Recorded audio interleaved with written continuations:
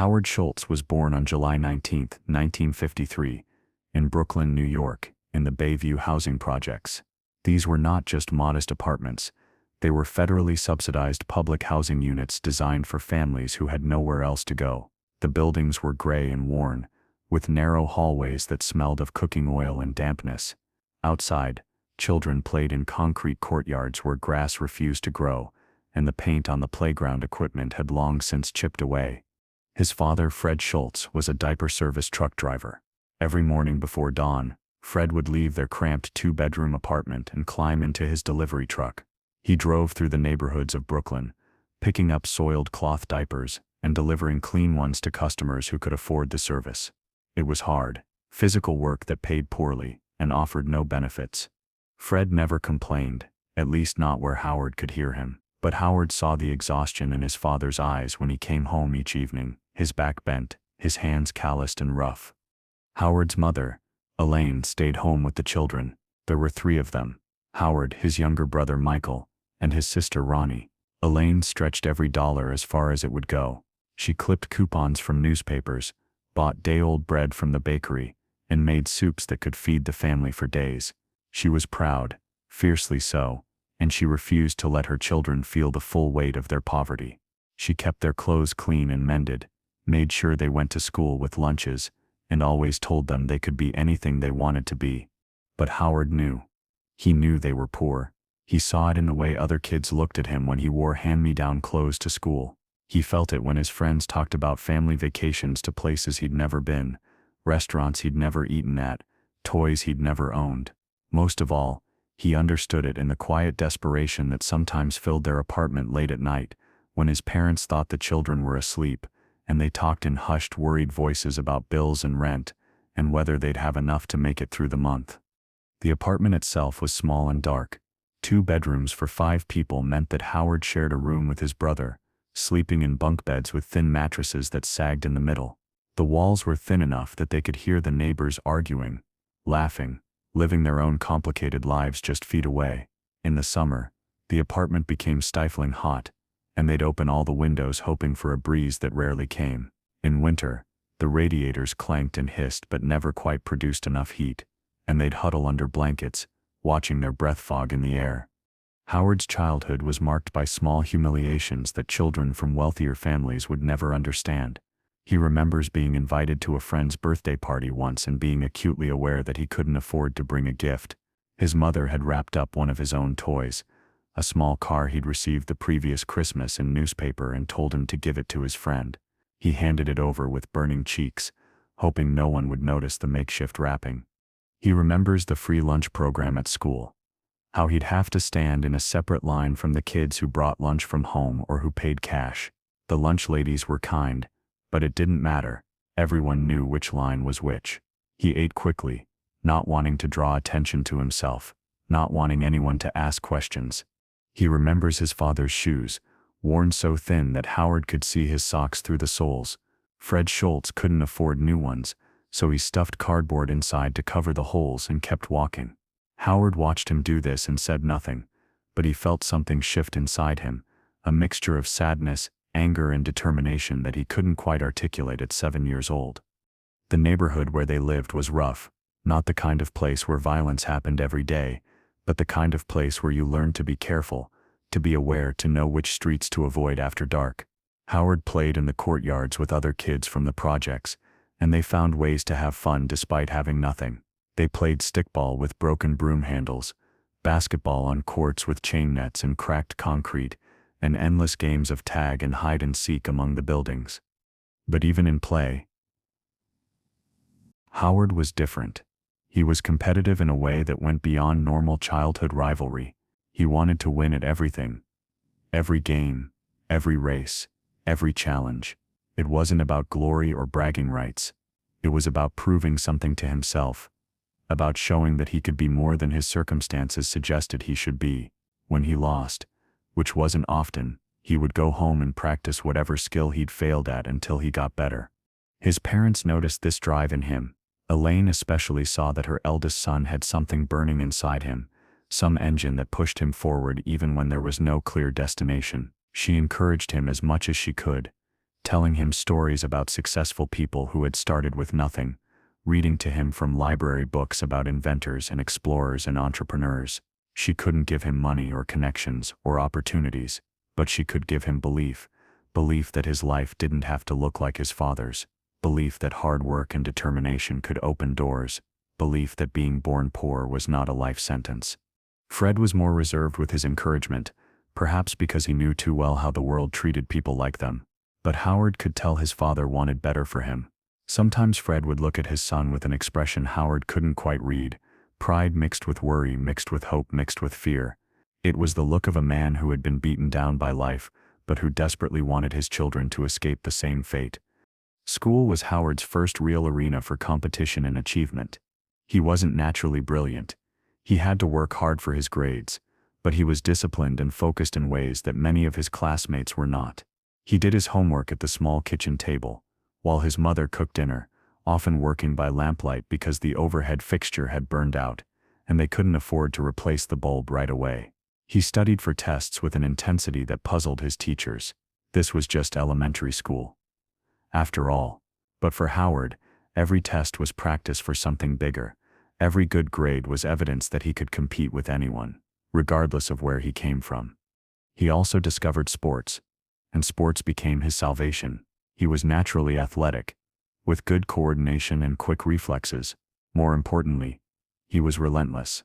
He would practice shooting baskets until his arms ached, run sprints until his lungs burned, do push-ups and sit-ups in the cramped bedroom he shared with his brother until he couldn't do one more. Sports gave him a sense of control that was absent from other parts of his life. He couldn't control whether there was enough food in the refrigerator, or whether the rent would be paid on time, but he could control how hard he worked, how much he improved, how well he performed. By the time he reached high school, Howard had developed a reputation as a serious, driven young man. He attended Canarsie High School, a large public school that served a diverse working-class neighborhood. The school had its problems: overcrowded classrooms, outdated textbooks, teachers who were overworked and underpaid, but it also had dedicated coaches who recognized potential when they saw it. Howard played football, and he was good. Not great, not destined for the NFL, but good enough to be valuable to his team, good enough to be noticed. He played quarterback and defensive back, positions that required intelligence and quick decision-making as much as physical ability. His coaches praised his work ethic and his leadership. His teammates respected him, even if they didn't always understand his intensity. Football became more than just a sport for Howard. It became his ticket out. He knew that his family couldn't afford to send him to college. There was no college fund, no savings account, no rich relatives who might help out. If he was going to get a college education, he would have to earn it somehow, and the most obvious path was an athletic scholarship. He worked with single-minded determination toward this goal. He lifted weights in the school gym, studied game film, practiced his throws and his footwork until they became second nature. He ignored distractions, turned down invitations to parties and hangouts, and focused everything on becoming good enough to attract the attention of college scouts. His parents watched this with a mixture of pride and concern. They were proud that their son was so focused and ambitious, but they worried about the pressure he was putting on himself. Elaine sometimes tried to get him to relax, to enjoy being young, to spend time with friends, but Howard would just smile and tell her he was fine, that he knew what he was doing, that this was important. The truth was, Howard felt the weight of his family's expectations, even though they never explicitly put that weight on him. He felt it in his father's tired face, in his mother's careful budgeting, in his younger siblings' hand-me-down clothes. He felt it every time he walked through the projects and saw men his father's age sitting on stoops with nothing to do, no prospects, no hope. He felt it in the knowledge that if he didn't escape, he might end up just like them, not because he was lazy or stupid, or lacking in character, but simply because that's what happened to poor kids from Brooklyn. The odds were stacked against them, and most of them never made it out. Howard was determined to beat those odds. He had to. The alternative was unthinkable. And then came the day that would mark him forever. The day that would fuel his ambition for decades to come. Howard was 7 years old, playing in the courtyard outside his apartment building. It was winter, and there had been a recent snowfall that had turned to ice on the ground. The courtyard was slippery and treacherous, but that didn't stop the kids from playing.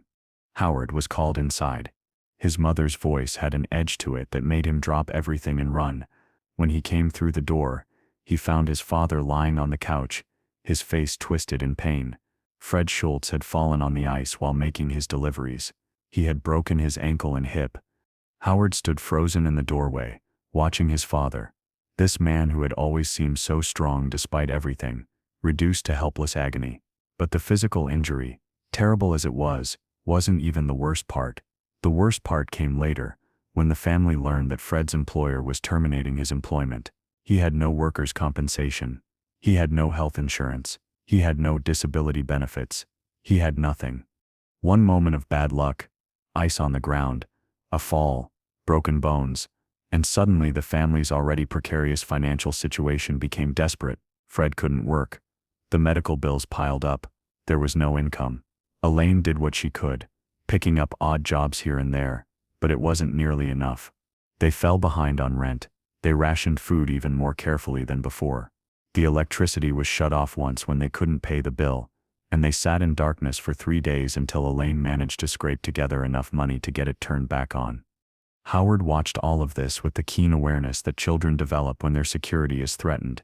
He saw his father's humiliation at being unable to provide for his family. He saw his mother's exhaustion as she tried to hold everything together. He heard their arguments late at night, sharp whispered words about money and bills and what they were going to do. But more than anything, he felt rage, not at his parents. They were doing everything they could, but at the system that could discard a man so easily. His father had worked hard his entire life, had shown up every day, had done his job without complaint, and when he got hurt, when he needed help the most, he was thrown away like garbage.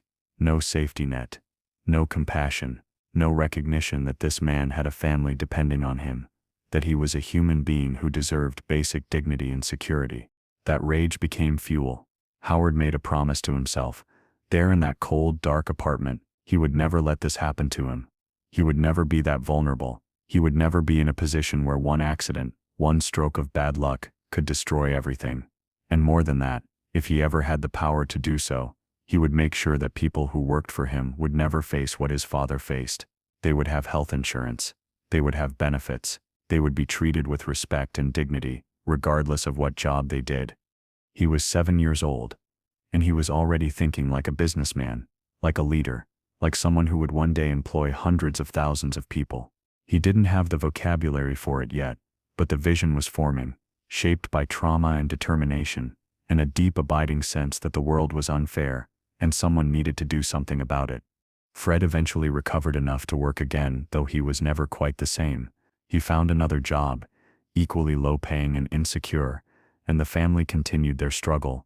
But something had changed in Howard. The hunger that had always been there, the drive to succeed, to escape, to become more, had sharpened into something harder and more focused. He knew what he was running from now. He had seen the face of defeat and desperation, and he never wanted to see it again. High school passed in a blur of classes and football practices and college applications. Howard worked harder than ever, knowing that this was his chance. And finally, the work paid off. In his senior year, he received a scholarship offer from Northern Michigan University, a small school in Marquette, Michigan. It wasn't Harvard or Yale, or any of the prestigious schools that rich kids attended, but it was a full athletic scholarship, tuition, room, and board covered, and it was his ticket out of Brooklyn. The day he received the acceptance letter, Elaine cried. Fred clapped him on the shoulder, unable to speak past the emotion in his throat. His siblings looked at him with a mixture of awe and envy. Howard would be the first person in their family to attend college, the first one to have a real chance at a different kind of life.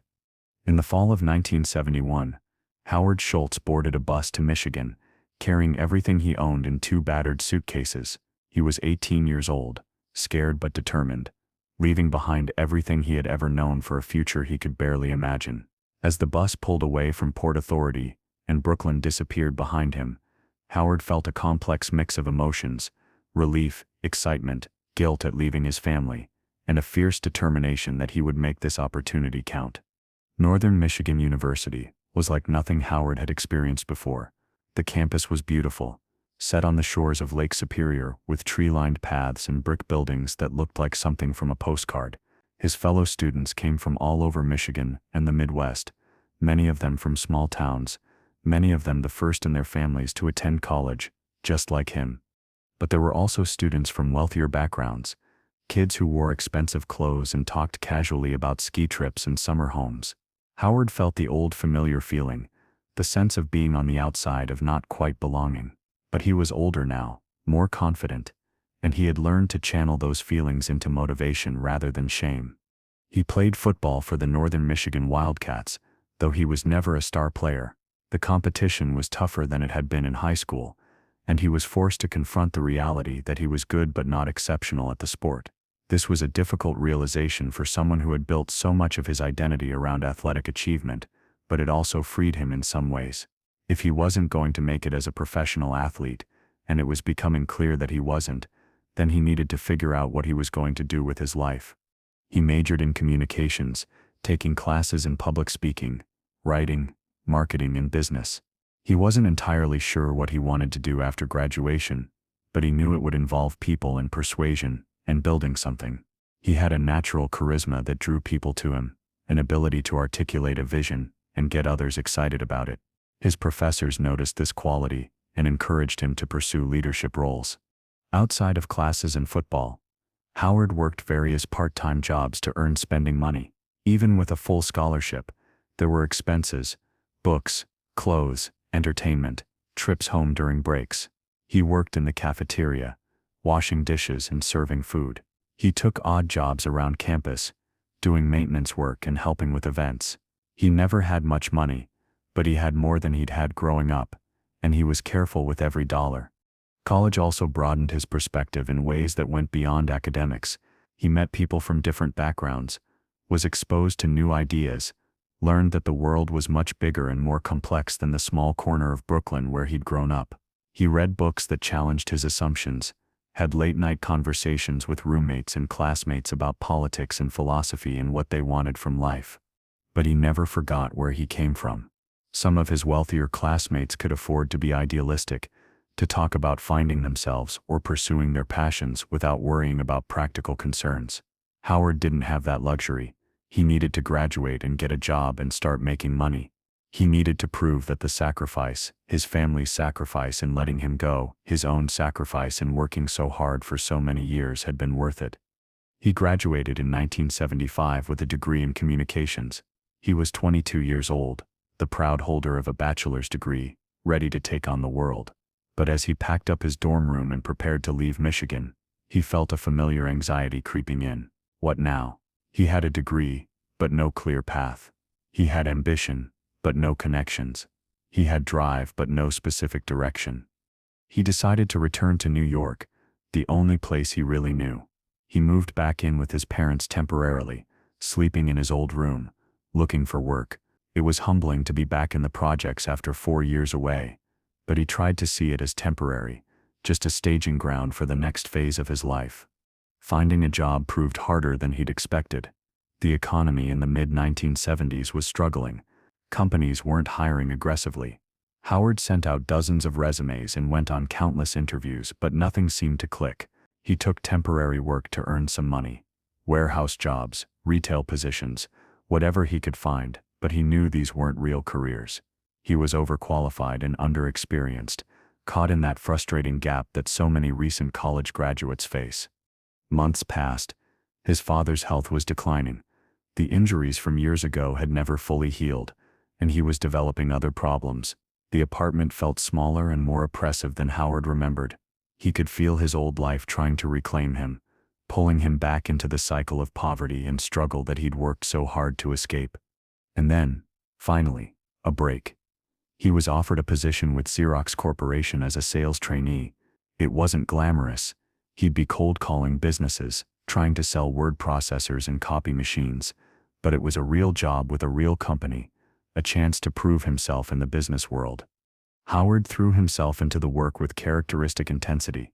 Sales, he quickly discovered, was a perfect fit for his skills and personality. It required confidence, persistence, the ability to read people and adapt to different situations, the capacity to handle rejection without getting discouraged.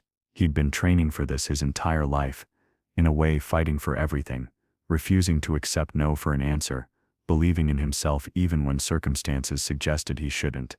He was good at it. Not immediately, not without struggle and learning and countless failures, but he was good. He worked longer hours than his colleagues, made more calls, studied his products more thoroughly, analyzed his successes and failures to understand what worked and what didn't. Within a year he was one of Xerox's top performers. Within 2 years he was being held up as an example to new trainees. The success felt good, but it also felt incomplete. Yes, he was making decent money now, more than his father had ever made, enough to move out of his parents' apartment and get his own place. Yes, he was proving that a kid from the projects could compete and win in the business world. But something was missing. The work itself didn't inspire him. He was good at selling copy machines, but he didn't care about copy machines. There was no passion, no deeper meaning. It was just a job. After 3 years at Xerox, he took a position with Perstorp, a Swedish company that made housewares products, plastic trays, and drip coffee makers and kitchen accessories. The pay was better.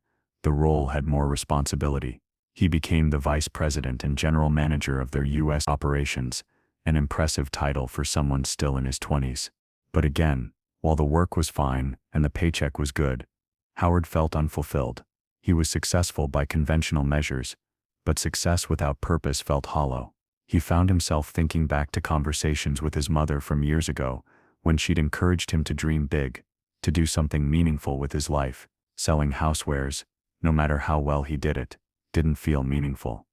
He got married during this period, to a woman named Sherry Kirsch. She was an interior designer, creative and supportive, someone who believed in him and encouraged his ambitions, even when he wasn't entirely sure what those ambitions were. They settled into a nice apartment, started building a life together.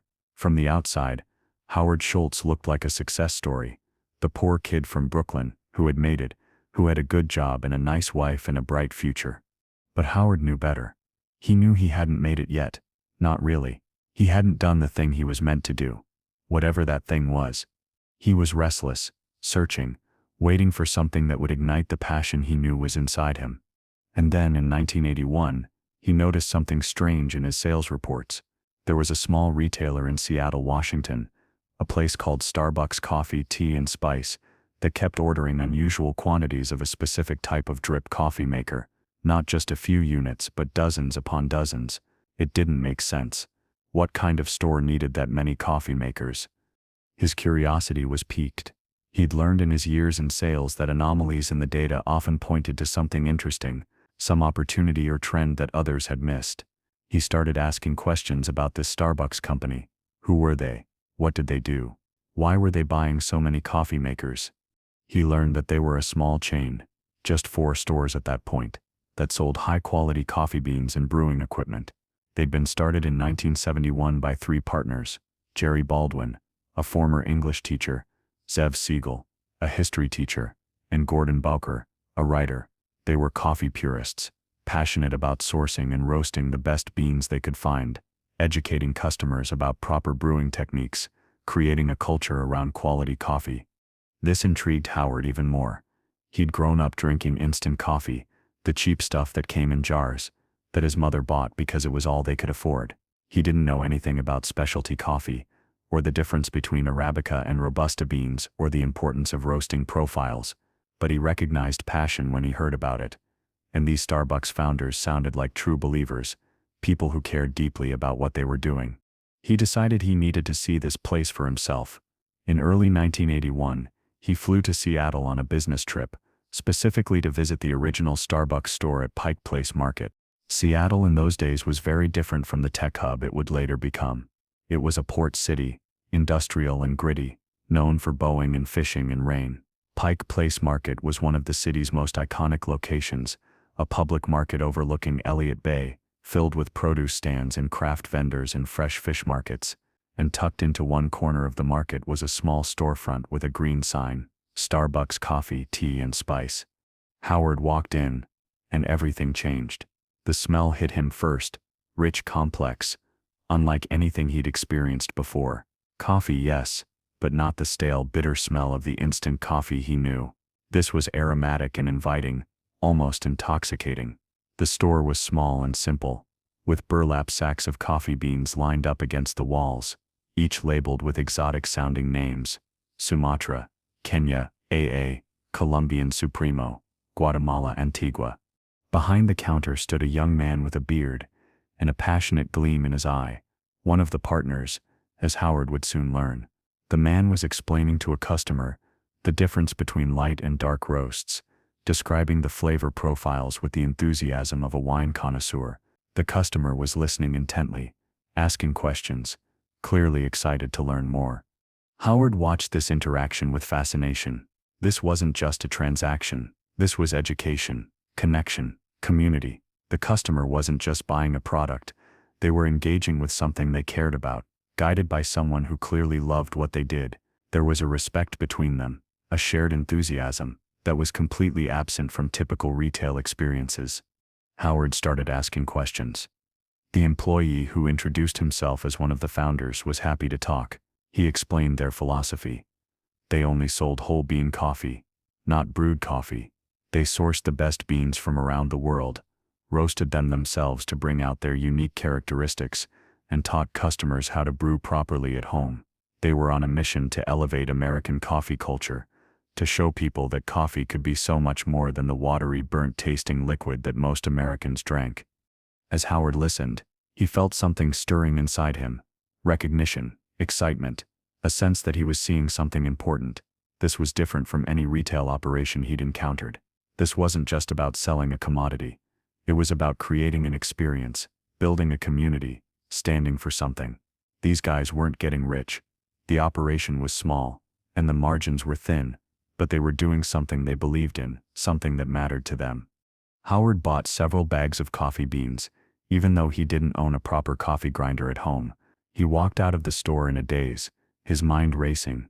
He spent the rest of the day exploring Seattle, but he couldn't stop thinking about Starbucks.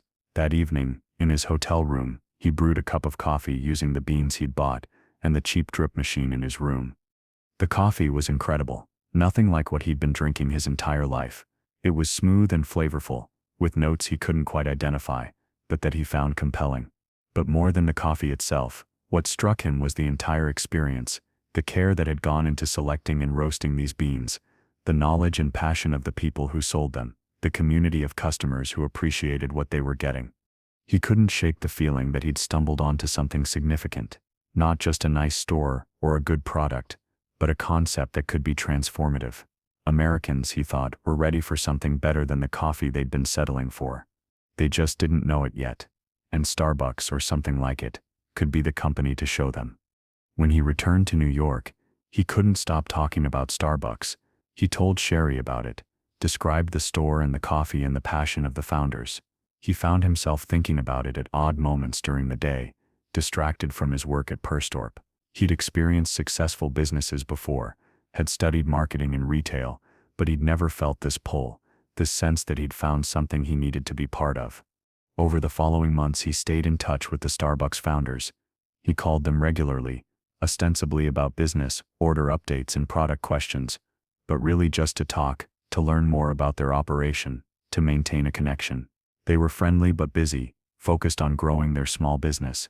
They had no idea that this persistent sales rep from the East Coast was becoming obsessed with their company. Howard started researching the coffee industry. He learned about the history of coffee, the economics of coffee production, the different brewing methods, the emerging specialty coffee movement that was just beginning in the United States. The more he learned, the more convinced he became that coffee could be much bigger than people realized. It wasn't just a commodity or a caffeine delivery system. It could be a craft, an art, an experience worth seeking out and paying for. But he was still just a houseware salesman in New York, and Starbucks was a small chain in Seattle that had no idea what to do with his enthusiasm. He needed to find a way to get involved, to become part of what they were building. In early 1982, Howard learned that Starbucks was looking to hire someone to oversee their retail operations and marketing. It wasn't a senior position, they were still a small company, but it was a real job, a chance to be part of the team. Howard immediately expressed interest, but the founders were skeptical. Why would a successful executive from New York want to move across the country to work for a tiny coffee company? What did he know about coffee or retail operations? He seemed nice enough, and certainly enthusiastic, but was he serious? Howard was absolutely serious. He flew back to Seattle to interview with the founders. They met at the original Pike Place store, and Howard made his case. He told them he believed in what they were building, that he saw enormous potential in their concept, that he had skills and experience that could help them grow. He talked about his background in sales and marketing, his track record of success, his work ethic and determination. But more than that, he talked about why he wanted to do this. He talked about growing up poor in Brooklyn, about watching his father struggle, about his belief that business could be about more than just making money. It could be about building something meaningful, treating people with dignity, creating community. He saw in Starbucks the possibility of doing that, of building a company that stood for something beyond profits. The founders were impressed despite themselves. This guy was clearly talented and driven, and his passion for their little coffee company was undeniable. But they had concerns. The position didn't pay much, far less than what Howard was making at Perstorp. It meant moving across the country, leaving behind an established career, taking a significant professional and financial risk. Was he really willing to do that? Howard didn't hesitate. Yes, he was willing. He'd been searching for something that mattered, something he could believe in, and he'd found it. The money didn't matter as much as the opportunity. He would make it work. The founders talked it over among themselves. They liked Howard, but they were also wary. He had a lot of energy and a lot of ideas, and they weren't sure if he would fit into their quiet, focused operation. They were coffee purists, content with their niche. They weren't looking to conquer the world. Would Howard's ambition clash with their philosophy?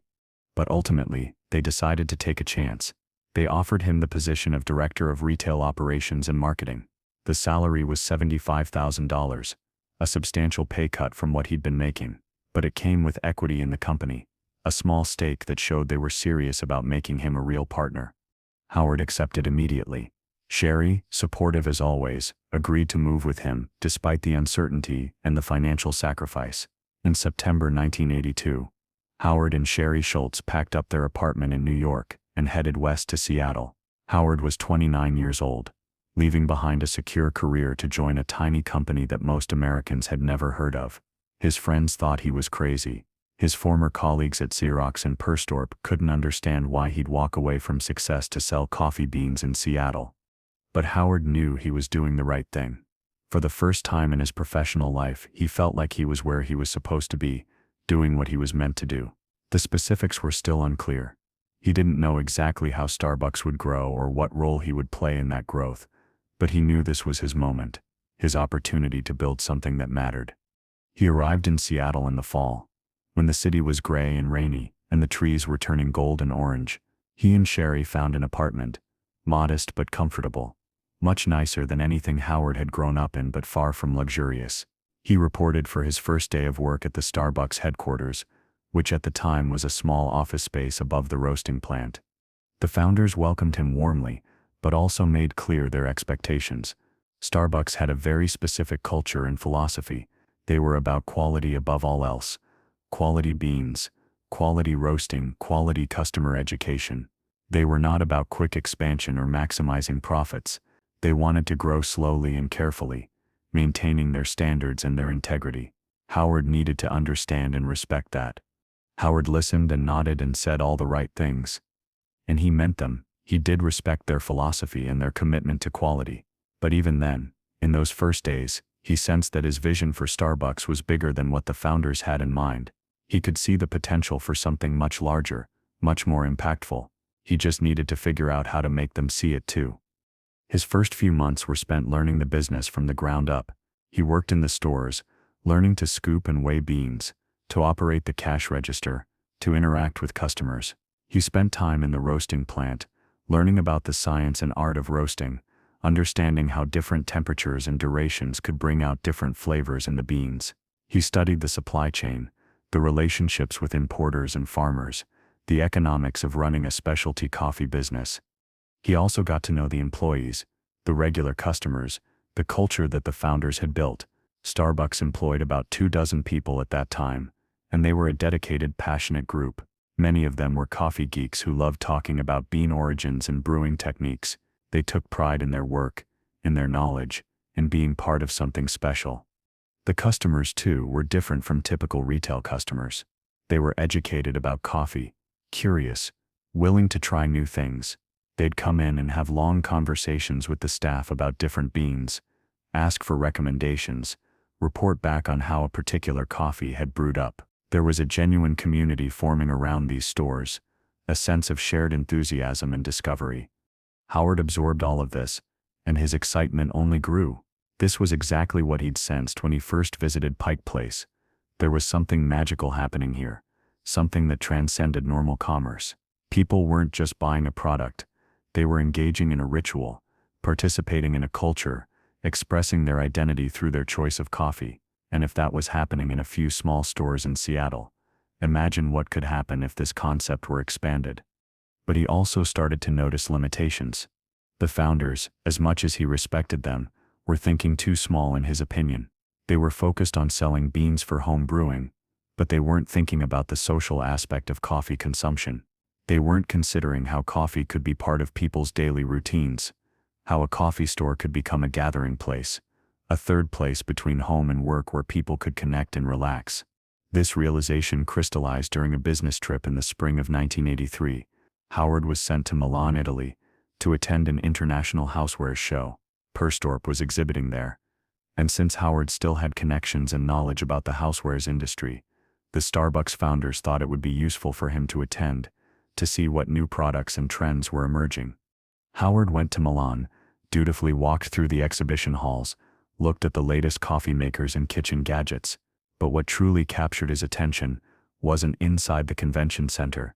It was outside, in the streets and piazzas of Milan. Italy in the 1980s had a thriving coffee culture that had existed for generations. Every few blocks, it seemed, there was an espresso bar, a small establishment where people would stop in for a quick shot of espresso, chat with the barista, read the paper, meet friends. These weren't sit-down restaurants or fancy cafes. They were standing room-only bars,